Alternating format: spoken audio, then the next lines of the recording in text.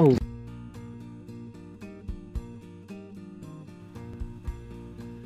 Hey you! In this video I'm gonna do the evaluation of this week's challenge, which has been all about living purposefully.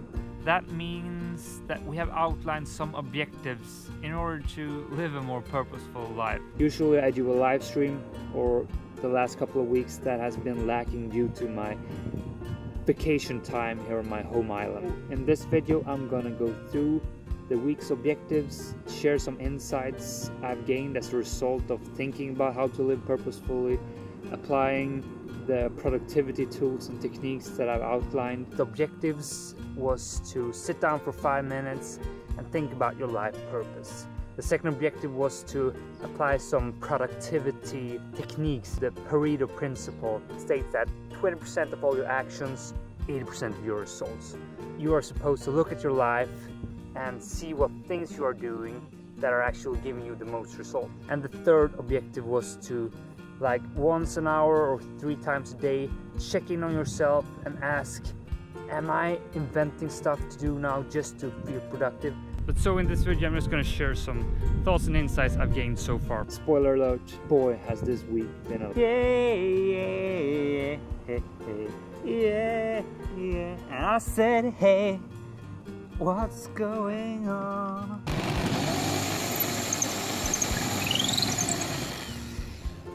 Yeah, sure, that's gonna happen. But it starts small. It's small little habits which we do repetitively. That's how we build ourselves up. It's not about the big things that happen once. It's about the constant repetitive action, volume. That's how you grow yourself in a sustainable way. Trust me, I know after 1.5 years of doing these weekly challenges. The focus of the week, living purposefully, is a tremendously important topic because it kind of defines you as a person. Really, the actions you take defines you as a person. And with that being said, that means that a majority of all the actions you take has to be in alignment with what you define to be your life purpose. And many of us don't even go through that process of defining what our life purpose is. The hard questions, we just don't take time to sit down and answer unless we are really forced to. And that is what I'm doing to myself this week. I'm forcing myself to sit down and think about my life purpose. Now, I said, yeah, do this for 5 minutes, but I actually went all in and outlined an even more detailed week plan for how to get clear on my life purpose. So I've actually, for 3 hours or 3 times 50-minute session, been sitting down each morning. I've been going up at 6 o'clock, even though it's my vacation, only working on that. A 5-month plan for how I'm gonna go from where I am now to a more purposeful life. Check. The last 50-minute session is done for today. I'm just so overwhelmed by the results. I've gained some insights, and that's an understatement. Brief reminder of the 4 core issues that living purposefully entails. Defining the goals and the purposes, outlining some actions to actually take you towards those goals, monitoring behaviors in order for you to reach those goals and take those actions in a productive manner, not multitasking, not focusing on other stuff while you're trying to do one thing, taking notice of the results that is actually being put out there. If you've outlined a plan with goals and you've taken actions that led to some results because you work productively, then maybe those results still aren't what you wanted. Maybe you need to tweak it on the first point. Being observant to what is actually coming out. I'm so excited about my plan I've outlined for how to live a more purposeful life. However, I need to really take care of monitoring that I'm actually doing the actions I put out. It is a risk here that I outlined the big plan, I know how I'm gonna do, but then maybe failing on actually following through on these actions. So many times I've written out these big plans and goals and all these kinds of stuff, never leading to any real results because I haven't been applying these 4 things all the way through. Daily moving towards my goal. I'm so excited. In terms of career, what do I want to do? What is it that I like? How do I find joy and feel alive. You have to outline what actually brings you value in life. This is depending on where you are. Let's say you have no idea what your life purpose is. You have no sense of what brings you that drive in life. If you're in that place, it means you have to go out and experience. You need to try out a whole lot of different things. And that is not something that's gonna come to you by sitting down on a chair and just writing stuff down. That comes from experience, by doing things in life. That is how you get self-aware, and that is how you learn what you really like and what you're good at. I've learned through my life journey that I'm a creative person that truly loves creating stuff, whether it's with video editing, graphical design, or just building stuff. I've come to realize that it's an important feature of mine. I have to have that in the majority of what I'm doing. In my career, I need to be a creative person. So when I say sit down and think about your life purpose, I mean become self-aware and look at what you enjoy doing. And if you're in a place where you have done so few things in life that you don't have much to reflect on, that means you have to sit down and think about what you want to do. You have to come up with a strategy for how to find your life purpose, because that is your life purpose. That means trying out different things, different jobs, traveling, meeting new people. I'm in a state where I've tried a whole lot of different things. I'm quite clear right now what I want to do. So for me, this going through my life purpose time I spend, it's about getting clear, defining a plan, a strategy for how to work in alignment towards the direction I want to go. It's still not clear, far from clear. I still have to try out different things, but that's the process you go through. That's this 4 core issue model. You go through this process and then you begin all over again. You put up some goals, the purposes for those goals, then you outline some actions, how to reach those goals, and then you monitor your behavior to make sure that you're actually working towards your goals, making your actions happen in an efficient way. You reflect on the results that you have got. Reiterate, you constantly become this 2.0, 3.0, 4.0 version of yourself. And that's the beauty of life. You have to learn how to enjoy that process. It's not about where you want to go and then life is over when you reach that point, or life begins when you reach that point. That's not how it works. I have gained insights. I know what life is all about. No, but seriously. Life purposes, it changes all the time. It's not static, it's dynamic.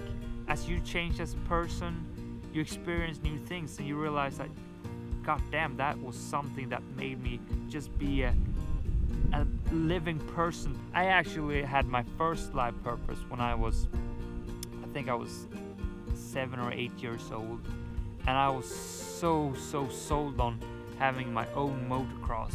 My dad would not for the world give me one. Well, I can understand that. So I set out on a mission to save all the money I can get my hands on.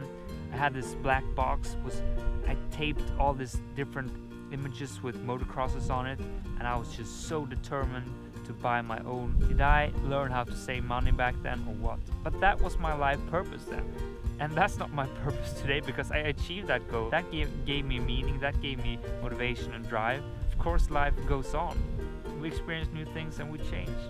I've actually done 1 year of, full employment. My first year as a mechanical engineer. I really enjoyed that work. I'm on vacation now, so it has given me some time to reflect and distance myself from it.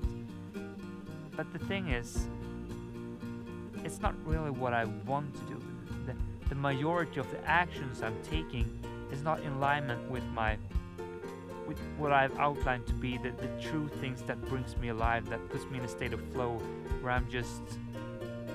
where I just have the ability to be awesome. As a mechanical engineer, I can be good, but I can never be awesome because I don't love it in that way. But here's a little warning. When you like your job, I really like my job. I look forward to going to my workplace. I have a lot of fun with my colleagues. I feel that I'm quite good at it. I contribute. It's a really nice work. It really is. But that's the big danger here. When you like your job, then you're not in a state of needing to change because it's okay. So it's almost better to have a shitty, awful job, because then you know that I can't have it like this. This is not a life I want to live. So that drives change, that drives motivation. Now instead I have had to take this in under a long time to reflect and talk to myself, and is this really what I want to do? Does this fulfill me? So subtle. But since I've increased my level of awareness, thanks to the first pillar of how to build self-esteem, being more conscious, I've been able to pick up on the small things. I've been reflecting, I've been journaling so much that I've realized I've come to the point right now that things has to change. So that is why this week, the drive within me to do something about it, this vacation for 4 weeks has made me come to this point that I need to sit down, I need to focus in on how I should outline my life. That's why I have a 5-month plan. I'm not going to quit my job just like that. Maybe I can still have a role in my workplace, but it's just more in alignment with what I want to do. The importance of taking the time to reflect and answer these hard questions. You can't do it on the fly.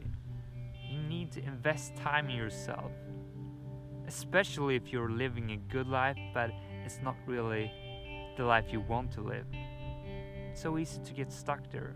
Even though if you went into a work you truly loved a few years ago, you may have changed as a person, your beliefs, values may have changed. Maybe that is what makes you feel a bit empty when you go to bed at night, or when you're trying to get up in the morning but you just don't have that drive anymore.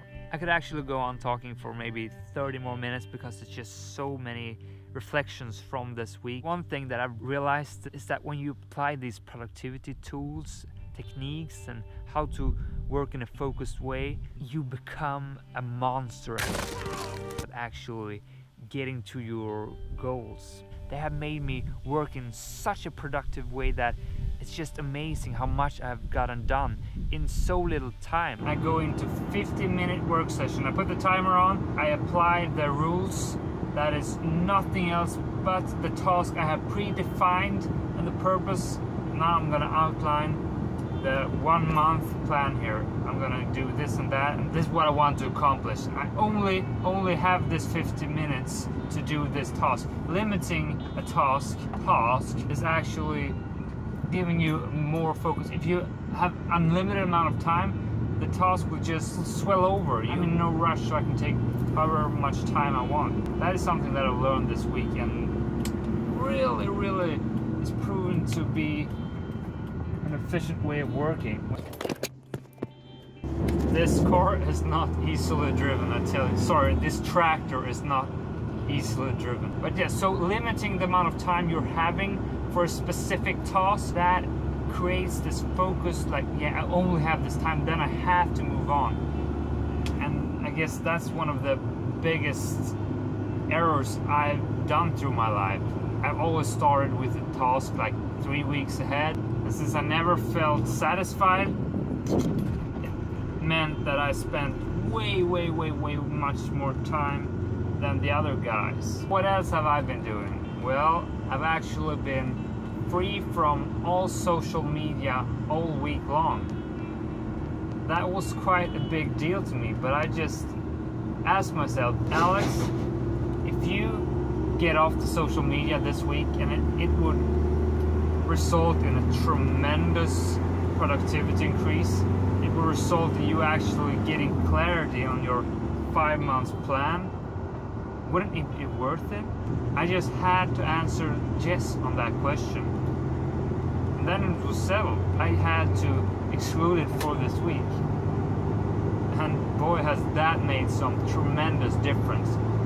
The ability to not slip into these small distractions, boy oh boy. Because I have limited the work time to only 4 hours a day maybe, because I'm still on vacation, I want to enjoy time.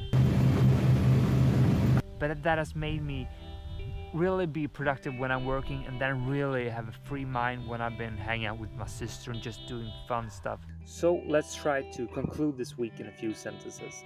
It has been an awesome challenge. I honestly believe it may have been a start on something big.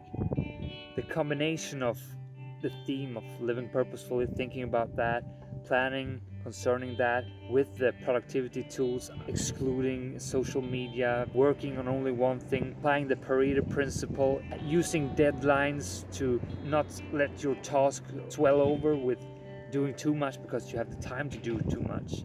All these things together, what a toolbox. I've reached some capacity this week I haven't felt in a while, and that has ignited something within me, and I'm so excited for the next week's challenge, which will follow in this path. I'm not gonna spoil it, you just have to wait till Sunday's video. Till then, make sure to have a great life. Too much to share on too little time. I know you can't stand the too lengthy video. I hope this was alright.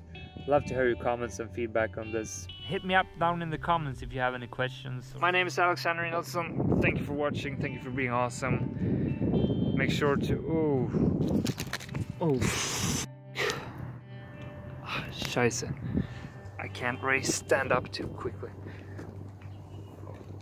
Sorry for cursing. Thank you for watching. Thank you for being awesome. Bye, guys.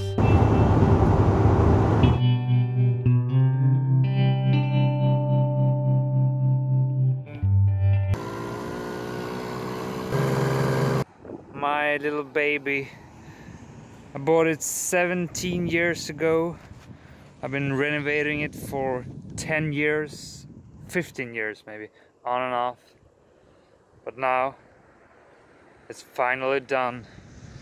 It's ready to be taken on by the next owner. Hopefully a little kid enjoying life on 3 wheels.